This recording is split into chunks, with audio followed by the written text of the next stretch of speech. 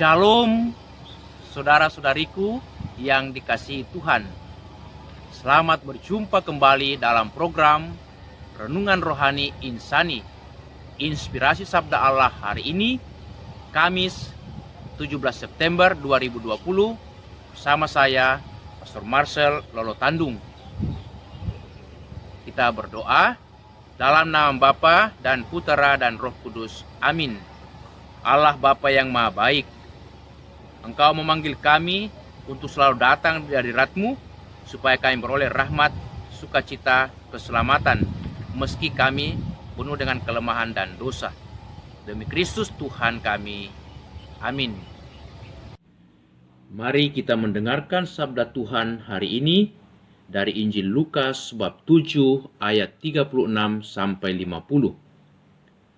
Pada suatu ketika, seorang Farisi mengundang Yesus makan di rumahnya. Yesus datang ke rumah orang Farisi itu, lalu duduk makan. Di kota itu ada seorang wanita yang terkenal sebagai orang berdosa.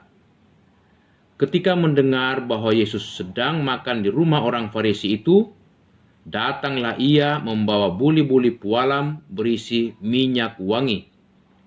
Sambil menangis, ia berdiri di belakang Yesus dekat kakinya, lalu membasahi kakinya dengan air matanya dan menyekanya dengan rambutnya. Kemudian ia mencium kaki Yesus dan meminyakinya dengan minyak wangi. Ketika orang Farisi yang mengundang Yesus melihat hal itu, ia berkata dalam hati, "Seandainya dia ini nabi, mestinya ia tahu siapakah dan orang apakah wanita yang menjamahnya ini. Mestinya ia tahu bahwa wanita ini adalah orang yang berdosa." Lalu Yesus berkata kepada orang Farisi itu, "Simon, ada yang hendak kukatakan kepadamu." Sahut Simon, "Katakanlah, Guru." Ada dua orang yang berhutang kepada seorang pelepas uang. Yang seorang berutang 500 dinar, yang lain 50. Karena mereka tidak sanggup membayar, maka utang kedua orang itu dihapuskannya. Siapakah di antara mereka akan lebih mengasihi dia? Jawab Simon, "Aku sangka yang mendapat penghapusan utang lebih banyak." Kata Yesus kepadanya, "Betul pendapatmu itu." Dan sambil berpaling kepada wanita itu, Yesus berkata kepada Simon, "Engkau melihat wanita ini? Aku masuk ke dalam rumahmu, namun engkau tidak memberi aku air untuk membasuh kakiku. Tetapi wanita ini membasahi kakiku dengan air mata dan menyekanya dengan rambutnya. Engkau tidak mencium aku, tetapi sejak aku masuk, ia tiada henti-hentinya mencium kakiku. Engkau tidak meminyaki kepalaku dengan minyak, tetapi dia meminyaki kakiku dengan minyak wangi. Sebab itu aku berkata kepadamu, dosanya yang banyak itu telah diampuni, karena ia telah banyak berbuat kasih. Tetapi orang yang sedikit diampuni, sedikit pula ia berbuat kasih." Lalu Yesus berkata kepada wanita itu, "Dosamu telah diampuni."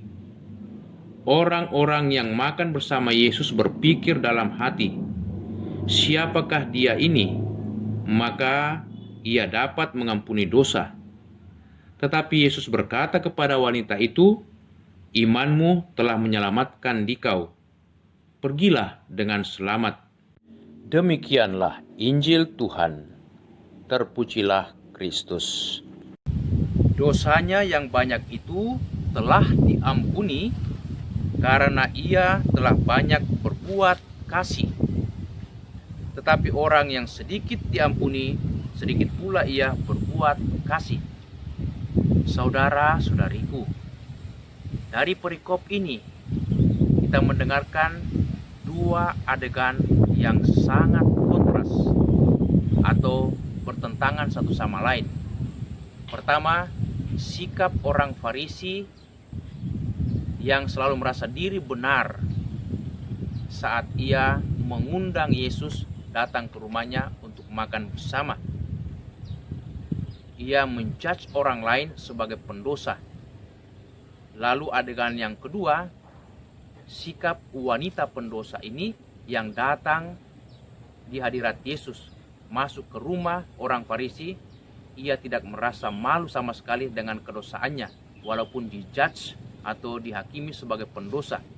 Sebaliknya ia bersimpu di kaki Yesus dan menangis terseduh-seduh, membasahi kaki Yesus serta menyekanya dengan rambutnya. Lalu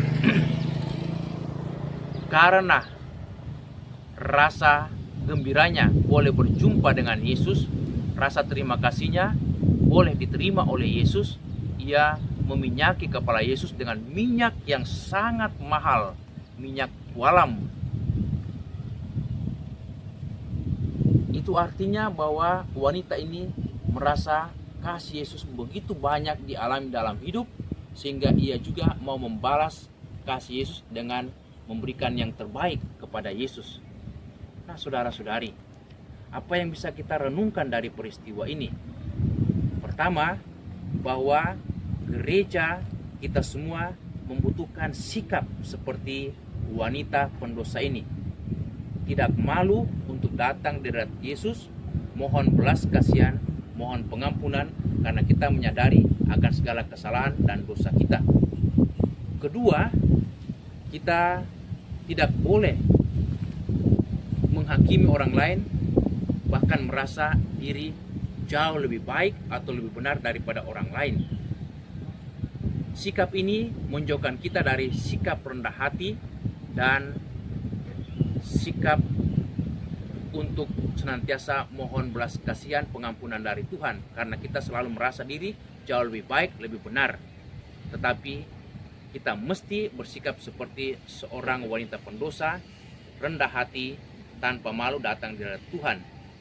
Ketiga, bahwasanya ketika kita datang di hadirat Tuhan, mohon belas kasihan pengampunannya, Yesus akan mengampuni kita, bahkan akan memberikan rahmat keselamatan. Hal itu sangat nyata, atau kita dengarkan dari ayat 48 dalam perikop ini. Yesus berkata kepada wanita itu, dosamu telah diampuni. Dan pada ayat 50, Yesus pula berkata kepada wanita itu, imanmu telah menyelamatkan dikau, pergilah dengan selamat. Nah, saudara-saudari, ketika kita diampuni, kita sungguh merasakan pemulihan, bahkan kesembuhan dari berbagai macam kelemahan, dari berbagai macam dosa-dosa kita yang senantiasa membebani kehidupan kita, baik secara psikologis maupun secara fisik.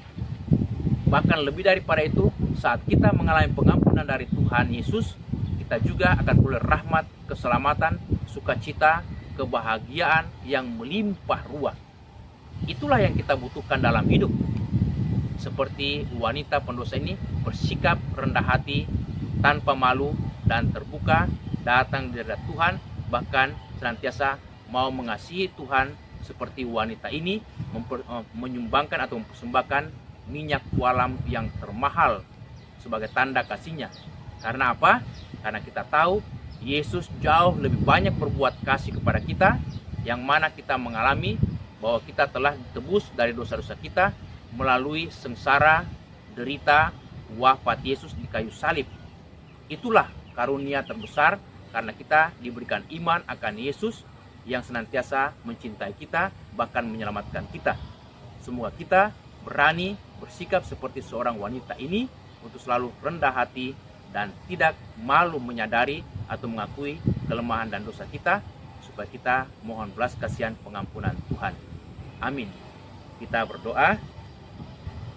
Allah Bapa yang Maha Baik, kami mengucap syukur kepadamu atas kasih-Mu yang begitu besar yang kami alami melalui pengorbanan putra-Mu Yesus di kayu salib.